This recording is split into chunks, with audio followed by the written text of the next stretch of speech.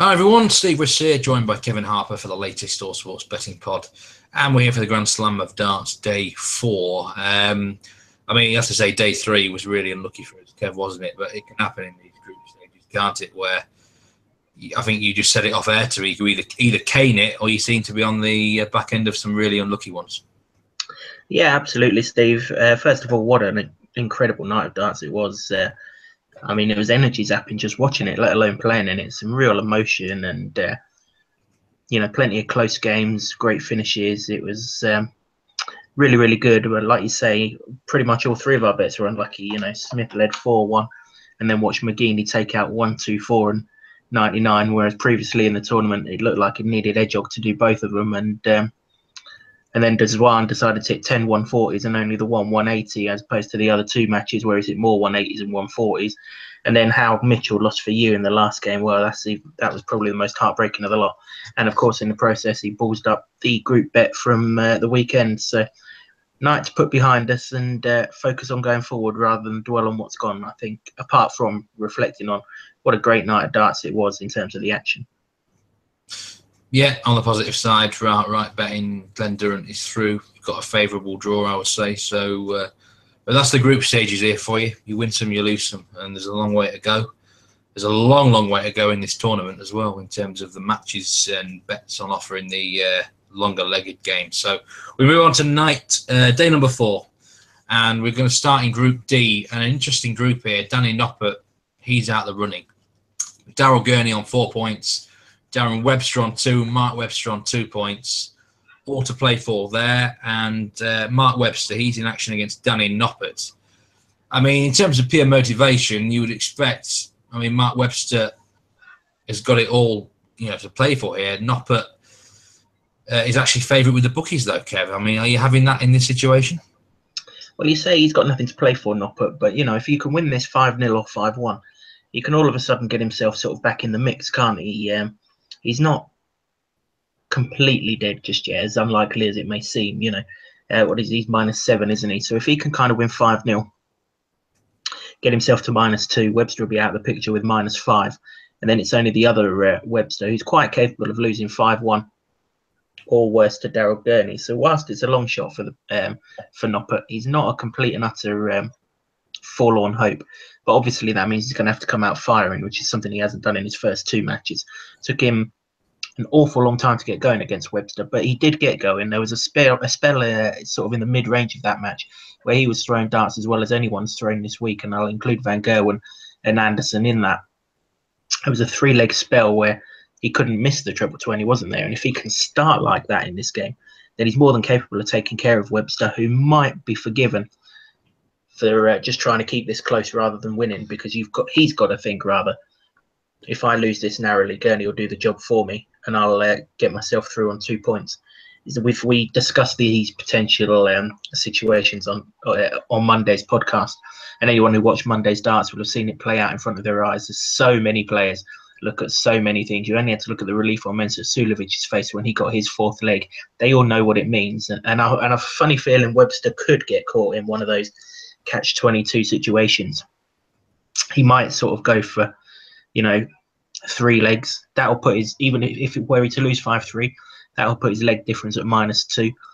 But then Webster would need to find 3 legs against Gurney, and Darren Webster would need to find 3 legs against Gurney, and not many are finding 3 legs against Gurney at the minute. So this is a group that is very much tournament within a tournament or match within a match, and they're the ones that are tricky to bet on, really. Yeah, it's worth mentioning Mark Webster has only averaged 90 in both games, which is not particularly great. And I guess if Noppert might come into this and not feel any pressure at all under the circumstances, so he could be very dangerous, couldn't he? So, if you're not betting on this game, if you did have any advice for anyone, what would you say? I'd probably go with Noppert, just on he's the better player than Mark Webster right now, and also I really do have this feeling that Webster will look to keep this close rather than necessarily go all out to win it, particularly if Noppert gets off to a fast start. For him, it's damage limitation. He's the favourite to go through Webster, Mark Webster, that is, without a shadow of any doubt. it really is his qualification spot to lose, and the only way he can do that is by getting humped. So I would imagine stay close. It would be the order of the day, and of course, just qualifying would be more than acceptable for Mark Webster, who really, he's only in this tournament as a token gesture. I don't think the World Cup finalists should both get in, but that's how he's in, and fair play to him for that. Yeah, I mean, he's obviously hoping that Daryl Gurney does a good job on Darren Webster in the other game that comes after it. And as far as Daryl Gurney is concerned, he's looking good to win the group and qualify. He only needs 3 legs in this game to actually win the group. To qualify, sorry. And in all honesty, that would probably win in the group as well. I mean, he's going to want to avoid Phil Taylor, isn't he, in the last 16 potentially? So you've got to think Gurney's going to go all out here to beat Darren Webster. He should do, shouldn't he? And he mentioned that in his interview after his match the other day, that that he's got to play to win. But we've seen that on Monday night as well, haven't we? Glenn Durant just had to win his group, and he failed. It's so difficult for professional sportsmen to get motivated when there is no adrenaline going. It's probably the hardest thing that they can have to do, is play a match that they don't need to win, or a match that has no significance to them. Yeah, you're right about what you say regarding avoiding Taylor, but if he's going to go through this tournament, he's going to have to beat him at some point. So, he can't avoid him forever, that's for sure. It's the one thing he can guarantee is if he avoids Taylor in the second round, Taylor will beat one of the Websters. That's as near to a certainty as you're going to get this week. So, professional sportsmen don't really look at group stages like, oh, who can I avoid, who can't I avoid, and things like that. They have enough belief in themselves to believe in themselves to beat anyone, and he's beaten Taylor on the big stage, Gurney, and he's competed with him, and he won't hold no fears or anything. He's a young gun who fancies his chances against anyone. So I would tread with a little bit of caution here on Gurney. I think the same could happen to him that happened to Glenn Durant on Monday night, perhaps minus the cut finger. Just a word on Darren Webster, because he's a bloody weird player, isn't he? I mean, he can be anything on the night, can't he? I mean, including exceptional in any match. He's capable of firing very well. I mean, he's 3.25 here. Could he do worse than have a little nibble on Darren Webster? You could do an awful lot worse. If you look back to this night last year, you'll see in the books Darren Webster 5, Phil Taylor 0. And to be fair, Taylor did well get 0 that night. So he's dangerous over this distance. He's dangerous over a slightly longer distance. Was it the Players' Championship semi-finals that he was 6-0 up on Van Gogh? And when this bloke is on form and is firing, he doesn't miss an awful lot. Unfortunately, he missed far too much against Mark Webster the other day, and not enough against Danny Noppert for our bets. But these things happen. He's no 9-4 shot, that's for sure, over this distance. Darren Webster. You'd expect Gurney to win, but as I say, it is so hard for professional sportsmen to play matches in which there's no adrenaline and no motivation for. Yeah, tricky one there. So no betting that game, and watch it. Moving on to Group A now, Michael van Gerwen kicks things off against Joe Mernon. Van Gerwen's already qualified, Mernon's already eliminated. But if he wants to win the group, he's got to win this 5-1 to guarantee winning the top spot. Probably 5-2, 5-3 would get him the job done. But Van Gerwen doesn't do dead rubbers, does he? He just goes out there to win and to obliterate his opponent all the time. Yeah, if there's one man who can play without adrenaline, Michael van Gerwen's your man. He doesn't even need to worry about adrenaline or anything like that. He's streets ahead of Joe Mernon. Joe Mernon, decent enough player, but his capabilities are well known. Van Gerwen's capable of anything, and this could well be a chance for him to produce something really special, lay a marker down to what could potentially be a tricky second round opponent, and certainly going into the latter stages of the tournament. So he's a winning machine in Van Gerwen, and that's not going to stop here. 3.25 to win 5-0. I mean, is it going to happen? Possibly, but we all thought he was going to beat Montgomery, and Montgomery 5-0, didn't we? And he failed on that score. Anything can happen, can't it? I mean, if he's not bang on it, and his mind's elsewhere sort of thing, then he could miss a couple of doubles, couldn't he? And if Mernon's hit couple of 140s or whatever, he might be close enough to hold on to his throw once. you know, you'd probably say it's got more of a chance than a 9-4 shot would suggest. But you know, I wouldn't be at all surprised if he dropped a leg along the way. Yeah, best just to sit and watch that one. And the second game of the group is a straight knockout between Rob Cross and Ross the Boss Montgomery. I mean, for all Rob Cross did the other night, brilliant performance against Van Gerwen. 2 match starts to beat him, which would have effectively put him qualified. He has this straight knockout now with Ross Montgomery, which is a bit of a downer, I guess, after what happened the other night. Is he gonna? Is that going to affect him? Do you think, or is he just going to have too much for Ross? I mean, it could affect him if he lets it affect him, but at the end of the day, you know, he's in a normal darting situation now, isn't he? He's got to win the game to go through to the next round. That's what happens in every other tournament that he plays throughout the year. And let's be fair, he's done more of it than not. He's very much becoming a winning machine. He's flying up the world rankings, and there's no doubt in my mind that when he's stopped, he'll be in the top 4 or 5. The more wins he can get on his belt between now and Christmas, the stronger his chances are of getting in the Premier League next year. And that would be amazing for someone who's only had a tour card for, well, as we speak, 10 months. He's a serious player. We saw that at the European Championship a couple of weekends ago, and obviously we saw it again on Sunday night too. Had he beaten Van Gerwen Sunday night, that wouldn't have been a fluke. He's more than capable of doing it, and actually I think he should have done it. You know, I think Van Gerwen was probably the most surprised person in the whole world that Cross missed those 2 darts at tops. But that's the pressure of Van Gerwen. He doesn't actually have to be at his best. He's just got that aura about him now, hasn't he? Luckily for Cross, Montgomery hasn't got that. But the problem for Cross is Montgomery's got complete and utter freedom here. Of course he'll want to go through. But when this draw came out, if you'd said to him, right, you're going into your last group game with a chance of winning to go through, he'd have snapped your hands off because he wouldn't have been expected to be in this position whatsoever. Maybe it was a good thing that he played Van Gerwen first, got it out of the way.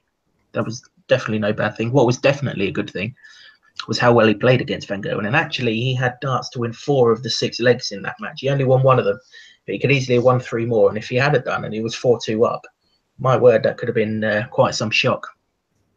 He doesn't want to take his eye off the ball here, Cross, I'd say that. Yeah, I've got to say, it's probably the best I've ever seen Ross Montgomery. He's usually pretty average, to say the least. And that's putting things nicely. But, I mean, he's a 4-1 shot here. He's averaged 100 in his last game, 97 against Van Gerwen with missed doubles. I mean, he's obviously playing all right. I mean, he can't be underestimated completely, can he?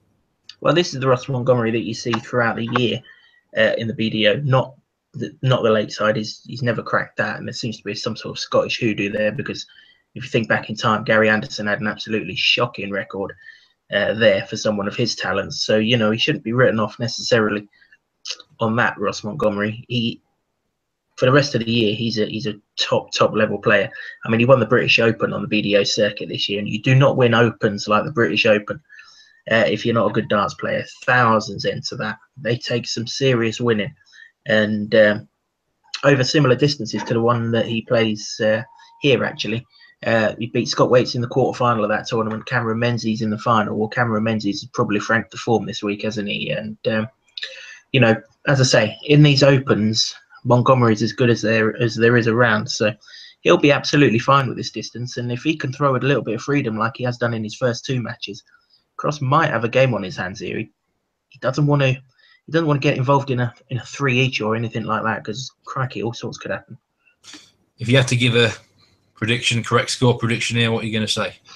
Oh, I think Cross will win, and I think he'll have a safer man in hand. He's a truly world-class darts player. But, you know, you have to respect Montgomery. He's playing well. Okay, let's move on to Group C then. And we start things off with Robbie Green against Peter Makin. Now, as far as Green's concerned, he should be already in this last 16. I don't know how the hell he didn't beat Phil Taylor. He played magnificently, I felt, for virtually the whole match apart from the end, where he missed doubles. I mean, crucial doubles to beat Taylor. But, I mean, apart from that, you've got to be quite impressed with Robbie Green's form in this group so far. And luckily for him, he's got Peter Makin, who he's looked a bit like a duck out of water in this competition, hasn't he? Perhaps understandably, you know, big stage for him. He's looked okay in patches, but I mean, 2-5-1 defeats don't go down well. Robbie Green, can he bounce back after that disappointment, Kev, or is it going to affect him? Well, before I go on to that one, Steve, I should just point out that I am taking a bet in that Ross Montgomery match of over 3.5 180s.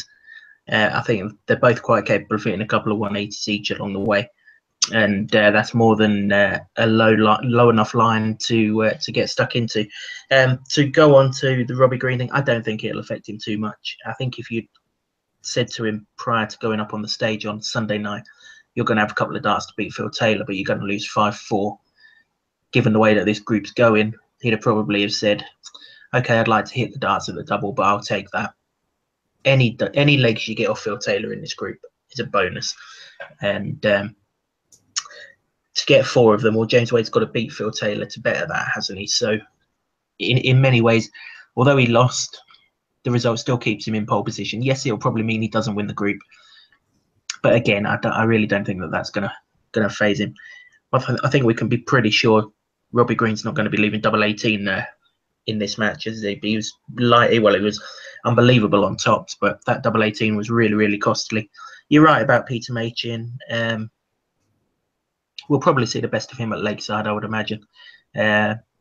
It's difficult for these Australian players. They don't have the competition out there that we do over here, and obviously, when you factor in the distances travelled and going around the world and all this, that, and the other, they'll find it hard. It's only really sort of, if you use Kyle Anderson as a direct sort of comparison, it's only really when he came over here and gave up everything to make his name on the PDC that he kind of consistently got to the level that he is now.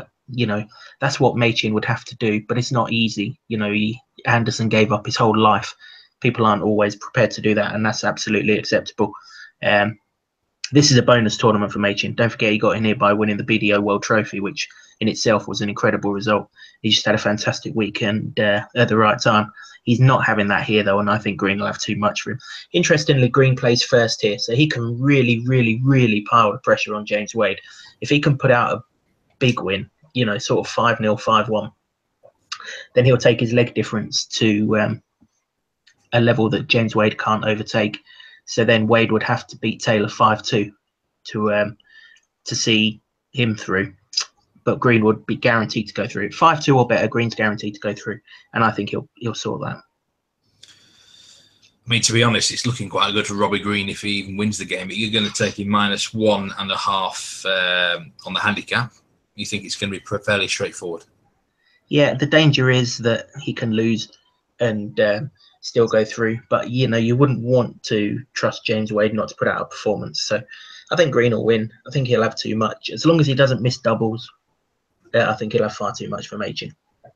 So yeah, Robbie Green -1.5 on the handicap there, and yeah, sorry, I forgot about your bet in the Rob Cross game. Rob Cross against Ross Montgomery over 3.5 180s in that fixture. The second game in Group C.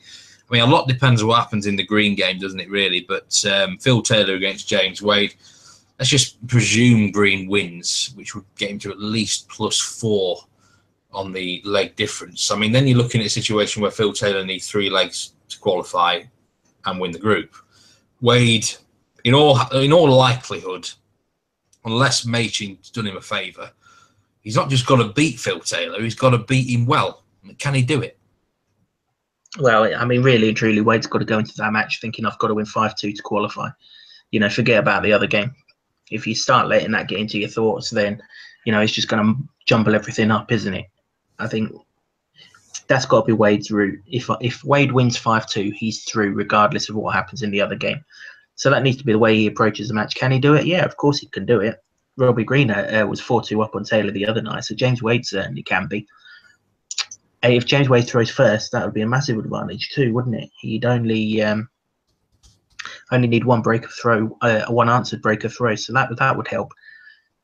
Taylor's a clever operator, though, isn't he? And he'll know exactly what he needs. He'll know he only needs 3 legs, and I would imagine that'll be his primary aim. We're back to that situation again, Steve. You've got a player potentially playing for something other than what you're betting on him for, and that's never a good position to be in. Taylor's 1-3 favourite. I've got to be honest, from what I've seen of James Wade this week, that's pretty deserved. I mean, this is as far as the machine goes, I mean, there's very much a spanner in the works, isn't there, at the moment? He's just not performing at the level, he used to perform at. I mean, we keep hearing about Wayne Mardle going on about his elbow being too high and everything like this, that, and the other. But at the end of the day, he's just not the James Wade that we know. This is James Wade, loves this stage, isn't someone who's beaten by Phil Taylor before he steps up on the stage, more than capable of putting in a performance. And if Taylor does only focus on 3 legs, then, there's no reason for Wade not to try and win the game. A win over Phil Taylor at any stage of any tournament is always a good win. So it would do wonders for his confidence too. So I don't think Wade would give up if Taylor got to 3 legs in this match. I think he'd still try and beat him. And therein could be the problem with taking Taylor at 1-3. Yeah, maybe this sort of match might bring the best out of James Wade. Who knows? He's certainly got, mentally he's a strong player, to be fair to him. So, move on to Group B now to conclude the evening off. And the first match on is Gerwyn Price against Jamie Hughes. I've got to be honest, I think Gerwyn Price would probably have this match on come last, wouldn't he? Because he would like to know what happens in the Barneveld-Lennon game. So he's in a tough situation, Gerwyn Price, here, because if he wins the game by 1 leg or even 2 legs, he could easily see himself go out, couldn't he? Really tough position for him. Jamie Hughes, he's eliminated, but he's just playing for pride. How do you see it going? Well, Price is in this position because he didn't convert a 4-2 lead against Barneveld, isn't he? So he's only got himself to blame. Yes, you're right. He'd liked it to have been the second game of the 2, but, you don't get to choose those kind of things. So he's just got to go out there and win. And if his win isn't enough, like Michael Smith said the other night, if my win's not enough, then I don't deserve to go through because I didn't win all 3 games. And that's exactly where Gerwyn Price sits himself. In fairness, the other reason why he's in this position is because he wasn't ruthless against Steve Lennon. Okay, I know Lennon benefited massively from Jamie Hughes' poor performance on Sunday night to boost his leg difference. But Price could have won that an awful lot easier than he did on Saturday evening, sorry. But he missed doubles, and you miss doubles that cost you even 1 leg in this, and all of a sudden, your back's against the wall. Had he have won that 1 leg easier, then he'd have been going into this final night of matches level on legs with Steve Lennon. And all of a sudden, I've just got a better Steve Lennon's result. Well, I should be able to do that against Jamie Hughes as opposed to Lennon against Barneveld. But that's not the situation that he's in. And actually, I think he's in a catch-22 situation here because he's under all sorts of pressure to win. Very much like Michael Smith was on Monday night. And, the closer that these games get, and then he starts thinking, oh, shit, I haven't done my leg difference. No favours. All of a sudden, it's out of my hands, even if I win this game. And all of a sudden, your mind goes crackers. And he's up against a genuinely good opponent. Okay, we've not seen it from Jamie Hughes this week, but we all know Jamie Hughes is a downside better than what he's shown in this tournament. He's a really good player. I kind of get the feeling he was kind of done up by his draw in many ways. He kind of expected to come through, and that expectations kind of got to him, very much in the same way as Mark McGuinness on Monday night. But we saw Mark McGuinness put in his best performance of the tournament on Monday night. And I'm really strong that Jamie Hughes will do the same on Tuesday. And I'm convinced he's a good player. And I'm not convinced that Gerwyn Price hits enough doubles as reliably as he should do. Even when he won that game against Lennon the other day, he did still miss doubles. He almost let Lennon back in. I think Lennon missed doubles actually to go 4 each, didn't he? So, if Gerwyn Price starts pissing about on doubles on Saturday, I would imagine her completely free of any sort of thoughts or anything to do with qualification, can just relax and let the darts go. We'll see the best of Jamie Hughes, and if we do, he's capable of beating Gerwyn Price. He could be a real party pooper here, Hughes. Yeah, he's a big price, 3.40, and you're willing to back him here, aren't you, Kev? I mean, his averages so far, 85, 74. Jamie Hughes is better than that. Oh, yeah, Jamie Hughes is a mid-90 thrower all day long, every day of the week. As I say, he's a local lad, isn't he? He's had a lot of support. He's fancied his chances of going through. The pressure's weighed on his shoulders, but it's relieved now.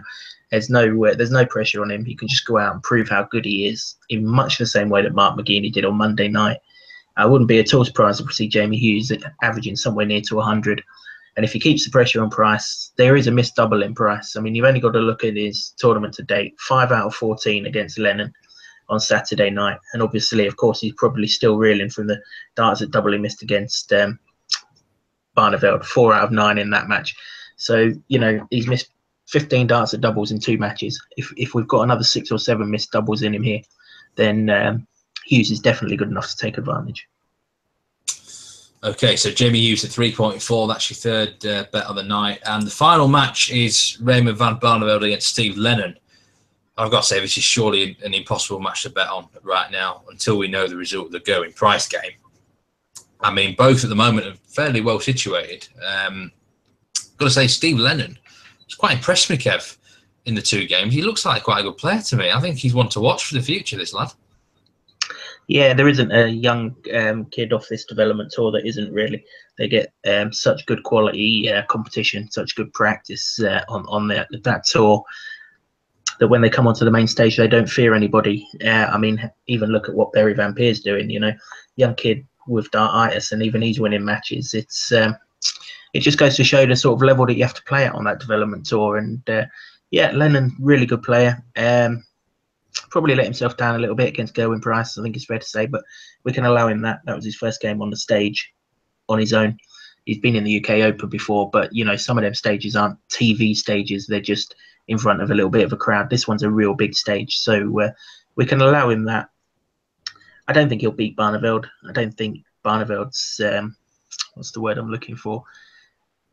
I don't think Barneveld's comfortable enough in the group to allow Lennon to beat him. But, you know, he's got the scoring power, hasn't he? And he can always stay close to Barneveld. And if there's a missed double in Barneveld, then maybe he might do something. But realistically, you know, his best bet here is hoping that Hughes does him a favour, and then he'll only need sort of 2 or 3 legs when he to qualify, and that's a more realistic target. How keen will Raymond van Barneveld be to avoid Van Gerwen in the last 16? Same again. Players really don't look at that, I don't think. I mean, why would you? He's got a tough game either way, hasn't he? He's got Michael Van Gerwen or he's got Rob Cross. So, you know, and if he beats one of them in the second round, he's going to have to play the other one in the quarterfinals. You know, he just has to play the matches that are in front of him. He'll just want to win the group. You get more money for winning the group. Barneveld likes a pound note or 2, and I would imagine that he'll be targeting that. He'll win the game, Barneveld, unless he gets really, really sloppy when he's qualified. But again, we've seen it happen already this week, and we'll see it happen in years to come.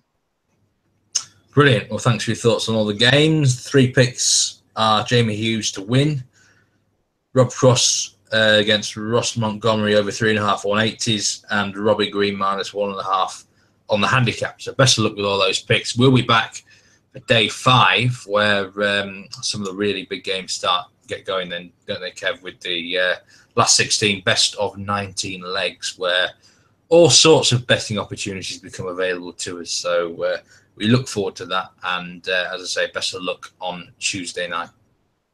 Cheers, Steve. Yep, tournament starts properly on Wednesday night, and I'm sure we'll make plenty of cash from here on in. Yeah, we'll see you all tomorrow. Take care, everyone. Goodbye.